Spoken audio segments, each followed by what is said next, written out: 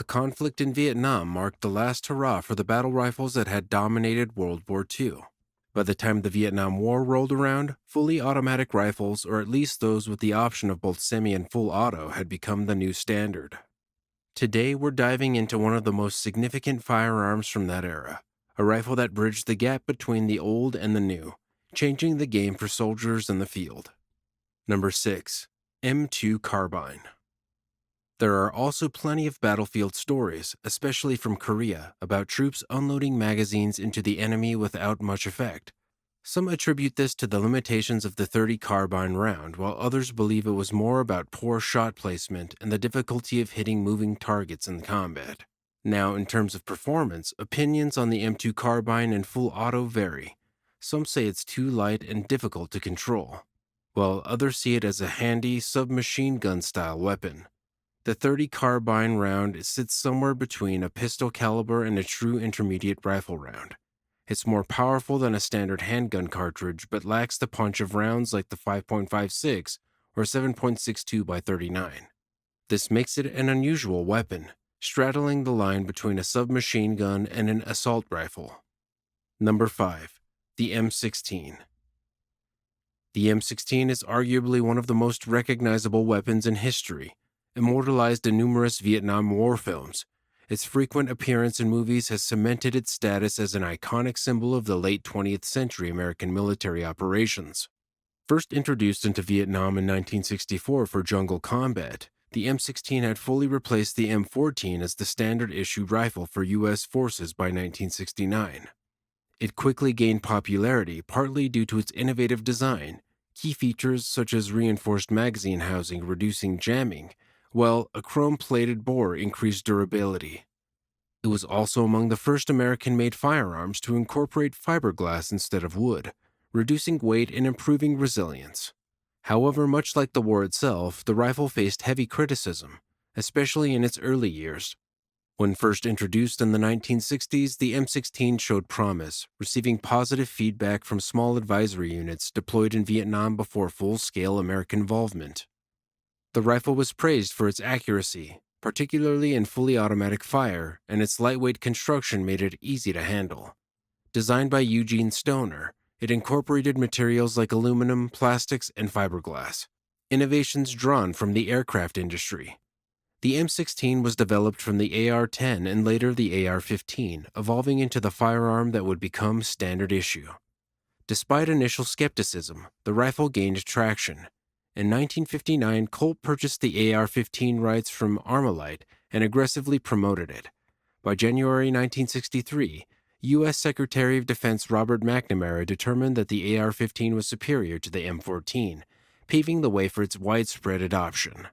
When American troops landed in Vietnam in March 1965, M16 production skyrocketed, with Colt manufacturing up to 44,000 rifles per month. However, this rapid rollout presented a significant problem. Soldiers received little to no training with the M16 before being deployed, leading to severe reliability issues in combat. Number 4. The L1A1 self-loading rifle. During the Vietnam War, soldiers quickly realized that their standard issue firearms weren't exactly suited for the dense, unforgiving jungle terrain. Western forces brought weapons primarily designed for open warfare, and long-barreled rifles weren't the most practical for close-quarters combat in thick foliage. Special Forces units, particularly the Australian SAS, took it upon themselves to adapt, modifying their firearms to be more maneuverable and better suited for ambush tactics. Among these modifications, one of the most infamous was the shortened FAL. The Australians took their L1A1 rifles normally semi-auto and had unit armorers tweak them to fire fully automatic. They even used the heavier-barreled L2A1 squad automatic rifles, giving them a compact, high-powered edge in jungle skirmishes. These rifles were often outfitted with extended magazines, either from the L2A1 or Bren guns, making them devastating in a firefight. This particular reproduction, built on an American-made receiver, mimics the original modifications closely. It features the characteristic Australian wooden stock, a non-reciprocating folding charging handle, and a selector switch that, while it moves, doesn't actually fire in full auto. The real-deal versions were field-modified and, as a result, very few, if any, survived the war. Most were left behind in Vietnam, handed off between incoming and outgoing troops, never making their way back to Australia or New Zealand. If any authentic examples exist today, they are incredibly rare. Number 3. The M14.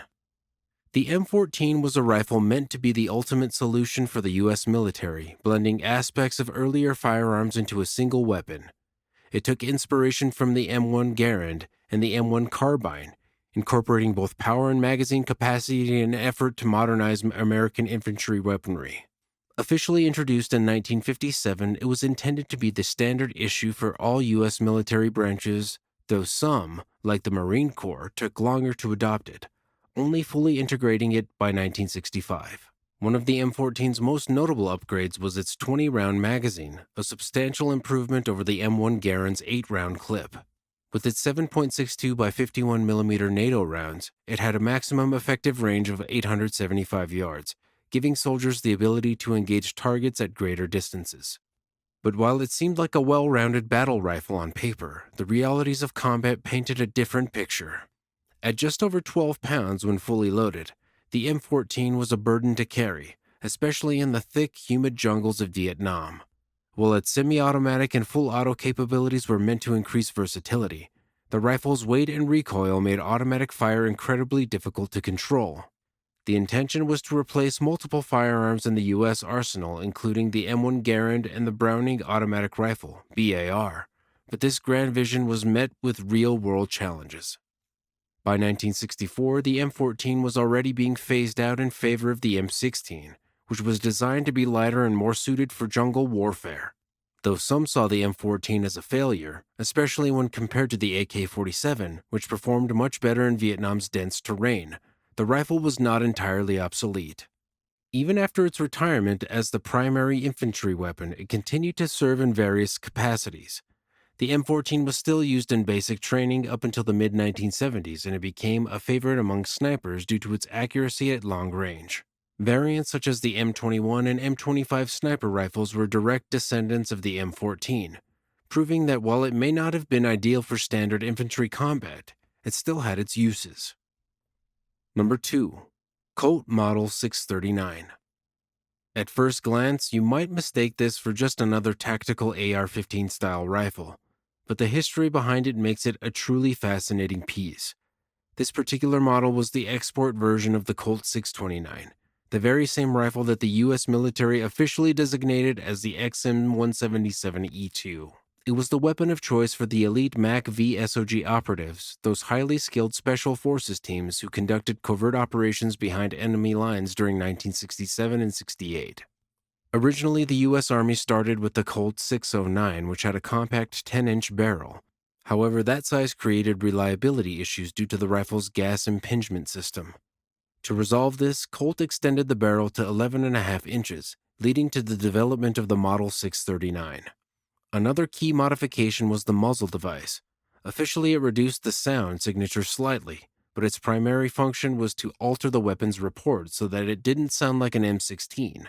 Instead, it mimicked the sound of an AK-47, making it harder for enemies to identify American troops by their gunfire alone, a critical advantage in covert warfare. The 639 came with a full-fence receiver, meaning the magazine release was protected from accidental drops. It also featured a 2-position aluminum collapsible stock, not for ergonomic adjustments, but purely for portability. The forward assist was the early teardrop style, and the rear sight had 2 positions, one for engagements up to 300 meters and another for long-range targeting. One of the rarest aspects of this firearm is its original muzzle device, sometimes mistaken for a suppressor. Though it did lower the decibel level slightly, it wasn't meant for stealth but rather for audio deception.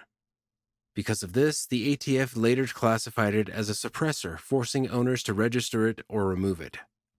As a result, most of these guns lost their original muzzle devices, making complete, intact examples like this incredibly rare today.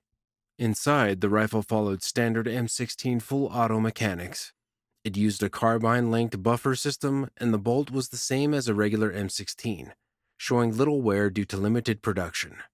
Speaking of rarity, only about 100 Model 639s were ever sold, making them highly sought-after collector's items.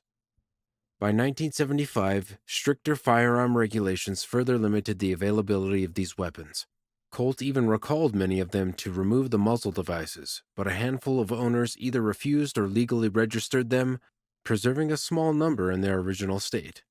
That's why finding one today, especially in this condition, is like uncovering a piece of military history frozen in time. Number 1. AK-47. Perhaps the most controversial firearm of the war was the M16 rifle, introduced in 1966 to replace the M14. Touted for its lightweight design and rapid state of fire, the M16 was supposed to give U.S. troops an edge. However, its early iterations were plagued with reliability issues.